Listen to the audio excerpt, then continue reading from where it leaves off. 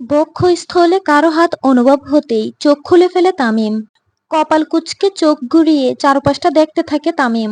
রাত প্রায় শেষের দিকে। তাহলে কি এতক্ষণ সে কল্পনা করলো? কি ভয়ঙ্কর কল্পনা! আর একটু হলে তো জান বেরিয়ে আসতো। কল্পনাও এত ভয়ঙ্কর হয়? স্বাভাবিকভাবে নিঃশ্বাস নিতে থাকে তামিম। কিছুক্ষণ পর তামিম অনুভব করে তার পিঠ ভিজে যাচ্ছে। সুভা খুব শক্ত করে জড়িয়ে ধরে রেখেছে তামিমকে, আর অনবরত কেঁদেই চলছে।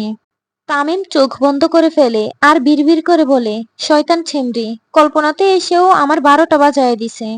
তামিম সুভার হাত ছাড়ানোর চেষ্টা করে, কিন্তু সুভা ছাড়ে না। সে আরো শক্ত করে ধরে। চোয়াল শক্ত করে সুভাকে ডাকে তামিম। সুভা। আমি সকাল। তামিমের সকাল। নিশ্চুপ হয়ে যায় তামিম। বুকের ভিতরে জ্বলন্ত আগুনটা এবার বুঝি নিভল বলে।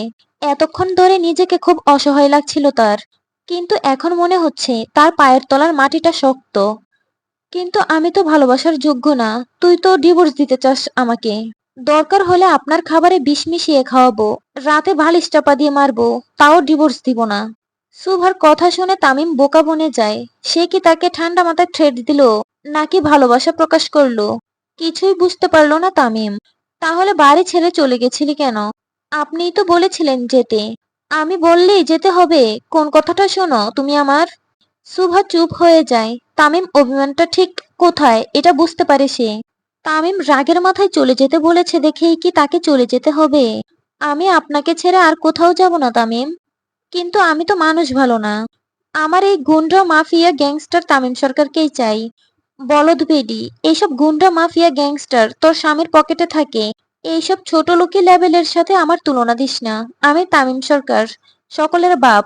আচ্ছা, দিব না। সুভার কান্নার পরিমাণ কমে আসে। সে কাঁদতে কাঁদতেই তামিমের সাথে কথাগুলো বলতে থাকে। তামিমও একটু ভরসা পায়। তারপরই তাকে ভালোবাসে। তামিম তার হাত ধরে সুভাকে সামনে আনে। চোখের পানি মুছে দেয়। কপালে আদরে পরশ এঁকে দেয়। সুভাও তামিমকে জড়িয়ে ধরে। শুধু কি জড়িয়ে ধরবা? চুম্মা কি তোমার মরা বাপ দিব? তামিমের জারি শুনে সুভা পা উঁচু করে তামিমের বাম গালে চুমু দেয়। তামিম। হুম। আমি আপনাকে খুব ভালোবাসি। কিন্তু এত জোরে থাপ্পড় মারলেন কেন? একটু ধীরে মারলে তো মারা যায়, তাই না? বউ শাসনে না রাখলে মাথায় চড়ে বসে। তাই মাঝে মাঝে আরং দোলাই দিতে হয়। আবার তেরামি করলে কানের নিচে পড়বে। সুভা তামিমের পায়ে নিজের পা দিয়ে বাড়ি মারে। আহ! কিছু কইলেই মারে। একদম কানের নিচে লাগাবো। শয়তান সরকার। তামিম সুভার মাথায় ধরে তার বুকে লাগিয়ে রাখে।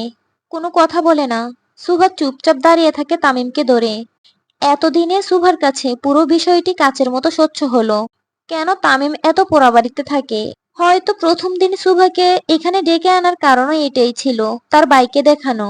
বাবি হিসেবে সুভাকে চলবে কিনা। তামিম। জি পরি। আপনি কেঁদেছেন? না। মিথ্যে বলছেন। আপনার চোখ রসগোল্লার মতো ফুলে আছে। ছেলে মানুষ কাঁদে না সকাল। কিন্তু তামিম সরকার যে কাঁদলো। সুভার কথায় তামিম হেসে ওঠে। মেয়েটা আসলেই গারতেরা, ঠিক তার মতোই। বুড়ো বয়সে যে কত কাঁদতে হবে তোর জন্য আল্লাহ মাবুদ জানে। সুভা তামিমের বুকে মুখ লুকায়। আসলেই তো সে তামিম সরকারকে কাঁদিয়েই চলছে।